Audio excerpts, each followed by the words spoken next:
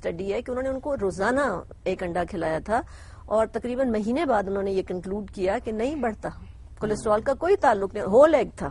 صحیح. کوئٹہ سے ہمارے ساتھ کالر ہیں. السلام علیکم. جی السلام علیکم. جی وعلیکم السلام.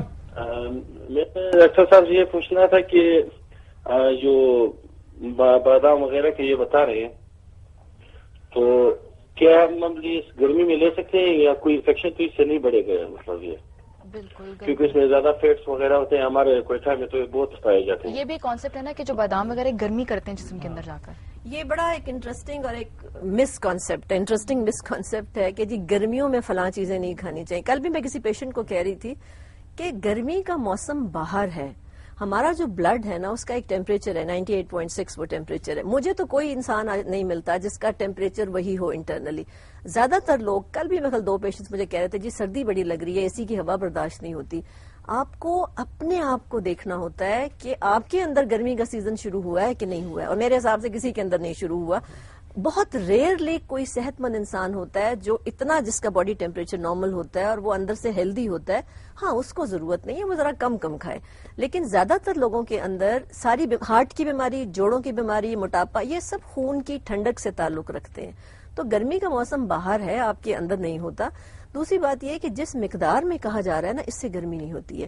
تیسری بات یہ ہے کہ نہار منہ کا جو ٹائم ہے وہ اس قدر ہیلنگ اس کی اہمیت ہے کہ آپ وہاں جو بھی کھا جائیں گے نا وہ دوائی بن جائے گی. جیسے میرا ڈائبٹیز کا مریض ہوتا ہے اس کو میں صبح صبح میٹھا کھلا دیتی ہوں نہار منہ، اور مجال ہے جو اس کی شوگر بڑھ جائے، کیونکہ وہ نہار منہ کے ٹائم کی اہمیت ہے. تو ہم ان کو جس کو بھی ہم نے کہا ہے اب تک ہم نے نہار منہ ہی کھانے کے لیے کہا ہے نا. اسپغول کی بات رہی تھی جی اسپغول کا کوئی رول نہیں ہے. اسپغول پہ جو ریسرچ مجھے پتا ہے وہ پورے اسپغول کے اوپر ہے، یعنی سائلیم سیڈ کے اوپر ہے.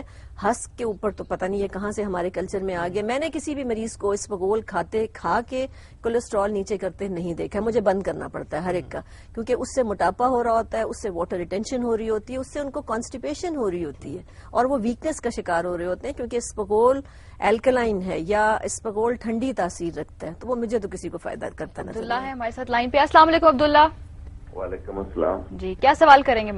میں اس وقت بلڈ پریشر کی وجہ سے نا اکثر سر درد شروع ہو جاتا ہے. بلڈ پریشر جب ہائی ہو جاتا ہے نا تو سر میں درد شروع ہو جاتا ہے. ٹھیک ہے جی بلڈ پریشر کا مسئلہ ہے آپ کا. ٹھیک جی بلڈ پریشر کا ایشو ہے ان کو سر میں ہاں درد. بلڈ پریشر کے لیے تو ذرا بتانا اس طرح مشکل ہے. ہو سکتا ہے ان کا بلڈ پریشر انکنٹرولڈ ہو سکتا ہے دوائی صحیح نہ ہو، خوراک یقیناً غلط ہوگی.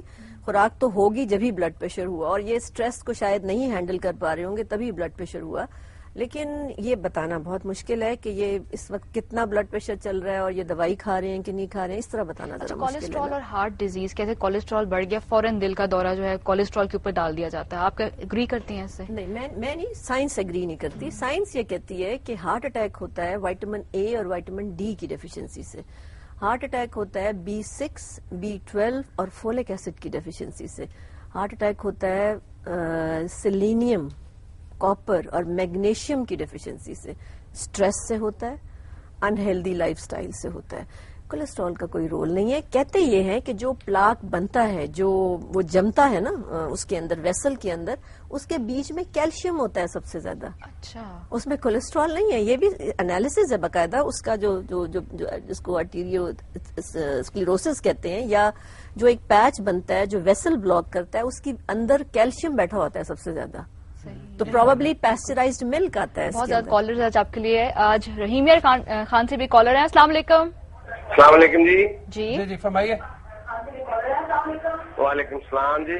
پہلے تو اپنے ٹی وی کی اگر آپ والیوم بند کر دیں. آپ ڈاکٹر شگفتہ صاحبہ سے بات کرنی تھی. اپنا ٹی وی کا والیوم پہلے بند کریں اور یہ پھر میں بات نے کریں. والیوم بند کر دیا. جی اب فرمائیے. ہاں جی یہ میرا سوال تھا ڈاکٹر شگفتہ صاحبہ سے. جی میں ڈائبٹی ہوں. اچھا. اور مجھے جو ہے نا یہ چکنائی سے جو ہے نا منع کیا گیا کہ چکنائی آپ نہیں لیں گے. اچھا. تو مجھے 2 سال ہو گئے میری شوگر ہوئی ہے، اور ڈاکٹر صاحب سے پوچھنا تھا کہ کیا میں بیٹر لے سکتا ہوں؟ اگر لے سکتا ہوں تو کتنی مقدار میں؟ ٹھیک ہے بالکل صحیح ہے. جی بالکل. یہ تھوڑا سا کانسیپٹ آپ کو کلیئر کرنا پڑے گا، اور اگر آپ کے ڈاکٹر کو کوئی آبجیکشن ہے تو ان کو میرا نمبر دے دیجیے گا. میں انہیں سائنٹیفکلی ایکسپلین بھی کر دوں گی کہ میں نے کیوں کہا ہے. آپ کے لیے بالکل جو سفید مکھن ہے یا دیسی گھی ہے وہ 100% سیف ہے. اگر آپ اس کو پورے دن اپنی خوراک میں نہیں بھی ڈال سکتے تو آپ ایٹ لیسٹ اپنا ناشتہ اس کے اندر کھائیے. آپ کی شوگر کو ضرور فرق پڑے گا, کیونکہ میری اب خوراک سے اسپیشلٹی میں شوگر کا علاج میں حیرت انگیز ریزلٹس دیکھ رہی ہوں ان نیچرل چیزوں کے ساتھ نا. مطلب پراٹھا بنا کے صبح کھا لیں؟ نہیں, پراٹھا نہیں, پراٹھا ذرا دیر تلا ہوا ہو جائے زیادہ گا. نہیں, زیادہ ہی پراٹھا ہو نہیں. جائے گا. جیسے انڈا فرائی کرنا ہے انڈا تو دیسی گھی میں فرائی کریں. کرنا کوئی سالن پکا ہوا ہے صبح کا, وہ دیسی مکھن یا دیسی گھی میں ہو. کوئی بھجیا بنا لیں دیسی مکھن کے اندر.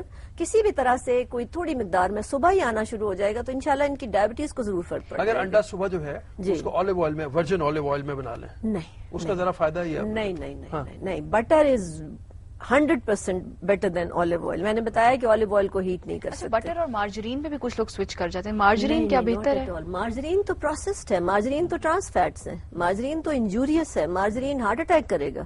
مارجرین جو کچھ بھی گندی فیٹ کرتی ہے وہ سارا کچھ مارجرین کرے گا. ٹھیک ہے, میرا تو دماغ بالکل اور طرح کا چل رہا ہے. میرے خیال میں اگلی بار آئیں گے تو ڈاکٹر صاحب سے پوچھنے کے لیے اور بے شمار اور جو سب سے خطرناک بات انہوں نے کی, جو ہم آئل کھاتے ہیں, ہم بیسیکلی ایک ڈیزل کی پراپرٹیز والا آئل کھا رہے ہیں. بہت خطرناک بات ہے. خیر, یہ نہ ہو کہ بیٹھے بیٹھے ہم سٹارٹ ہو جائیں اور اس طرح خیر ابھی ہم ایک بریک تو لے لیں, ہمارے کچرا آ جائے. پہلے بریک پہ چلے جانا چاہیے. اجازت دیں بریک کے لیے, بریک کے بعد واپس آئیں گے. مریم آفتاب ہمارے ساتھ شامل ہوں گی, شریک ہوں گی, اور آپ اپنے سوالات تیار رکھیے ان کے لیے. اجازت دیجیے بریک کے لیے.